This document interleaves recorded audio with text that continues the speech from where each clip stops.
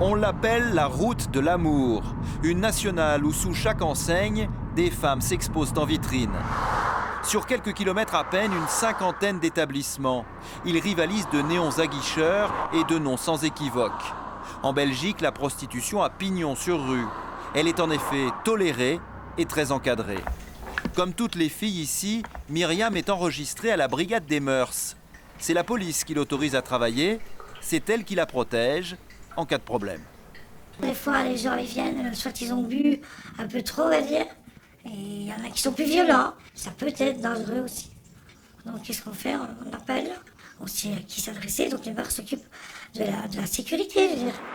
Dans le royaume, les maisons closes, plus discrètes, se comptent elles aussi par centaines. Bonjour, bienvenue au centre Aphrodisia, je vous en prie. Et c'est à visage découvert que la patronne de l'une d'elles, officiellement un centre de massage, nous présente son établissement. Alors voici notre salon d'accueil. On explique les conditions et puis par la suite, les jeunes filles viennent se présenter une par une. Ici, nous sommes dans une des chambres. Vous avez la table de massage avec douche et le lit après par la suite pour vous relaxer. Une dizaine de filles travaillent ici du matin au soir, 6 jours sur 7. En France, la propriétaire des lieux encourrait 7 ans de prison pour proxénétisme. En Belgique, elle se considère patronne de PME. Je gère l'entreprise, j'essaye de gérer les jeunes filles, la clientèle. Pour ma part, c'est un métier comme un autre. Je fais mes 8 heures comme un bureaucrate. Voici un contrat d'une demoiselle.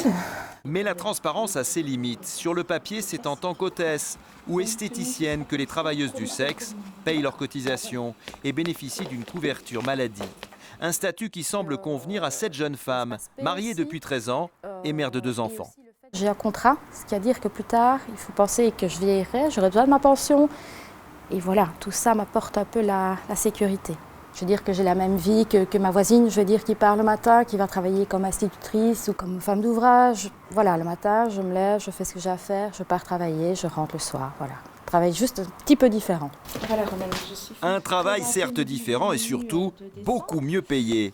Elle refuse de nous le dire, mais en moyenne, c'est 5 000 € par mois pour la prostituée et autant pour celle qui l'héberge. Et si en Belgique, des femmes sont forcées de vendre leur corps, elle nous assure que ce n'est pas le cas.